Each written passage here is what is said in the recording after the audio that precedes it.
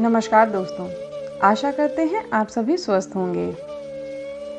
हिंदू धर्म में मृत्यु के पश्चात श्राद्ध का महत्व तो हम सभी जानते हैं, बट क्या आप उसके पीछे की पौराणिक कथा जानते हैं? अगर नहीं जानते हैं तो आज हम आपके लिए लेकर आए हैं कि श्राद्ध कर्म की पौराणिक कथा क्या है और उसे किस समय करना चाहिए। उससे पहले अगर आप हमारे चैनल पर नए हैं तो हमारे चैनल द फोक टेल्स को सब्सक्राइब करना ना भूलें। हिंदू धर्म में तर्पण, पिंडदान और श्राद्ध को कर्म माना गया है, जो कि प्राचीन काल से किया जा रहा है। मान्यता है कि जो लोग इस धरती पर नहीं हैं, उनके लिए और पितरों की आत्मा की शांति के लिए तर्पण, पिंडदान और श्राद्ध कर्म जरूर करना चाहिए। इससे उनकी आत्मा को शांति मिलती है और वह आशीर्वाद भी देते हैं। पितृपक्ष में श्राद्ध और तर्पण का खास महत्व होता है। पितृपक्ष में श्राद्ध और तर्पण करने से पितृ प्रसन्न होते हैं और आशीर्वाद देते हैं। पूर्वजों की कृपा से जीवन में आने वाली कई प्रकार की रुकावटें दूर होती हैं। व्यक्तियों को कई तरह की दिक्कतों से भी मुक्ति मिलती है। हिंदू धर्म में मृत्यु के बाद मृत व्यक्ति का श्राद्ध किया जाना बेहद ज़रूरी माना जाता है। माना जाता है कि यदि श्राद्ध न किया जाए तो मरने वाले व्यक्ति की आत्मा को मुक्ति नहीं मिलती। वहीं यह भी कहा जाता है कि पितृपक्ष के दौरान पितरों का श्राद्ध करने से वह प्रसन्न होते हैं और उनकी आत्मा को शांति मिलती है। जैसा कि हम सब जानते हैं, श्राद्ध भाद्रपद पूर्णिमा से शुरू होते हैं और अमावस्या तक चलते हैं।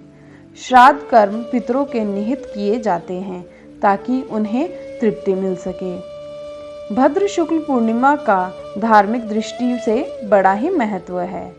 इस दिन अगस्त मुनि सहित ऋषियों के नाम से तर्पण किया जाता है और उन्हें जल दिया जाता है। श्राद्ध पक्ष में पिंडदान, तर्पण या पितृ पूजा करने का एक निश्चित समय नियुक्त है।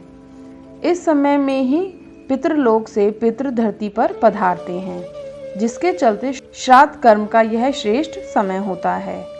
आज इस कड़ी में हम आपको बताने जा रहे हैं श्राद्ध से जुड़ी पौराणिक कथा और इसका सबसे श्रेष्ठ समय। तो आइए जानते हैं श्राद्ध पर्व की पौराणिक कथा। धरती पर अतापी और वतापी नामक राक्षस हुए जो ऋषियों को खा जाया करते थे। ऐसे में सभी ऋषियों ने मिलकर महान तेजस्वी अगस्त्य मुनि से निवेदन किया कि उनके कष्ट का निदान करें। अगस्त्य मुनि ने अपने तपोबल से इन असुरों का अंत कर दिया। इसके बाद से अगस्त्य मुनि के प्रति आभार प्रकट करने के लिए ऋषि मुनियों ने इन्हें जल देना शुरू कर दिया। एक अन्य कथा के अनुसार वृक्षासुर के वध के बाद सभी राक्षस डरकर समुद्र में जाकर छुप गए।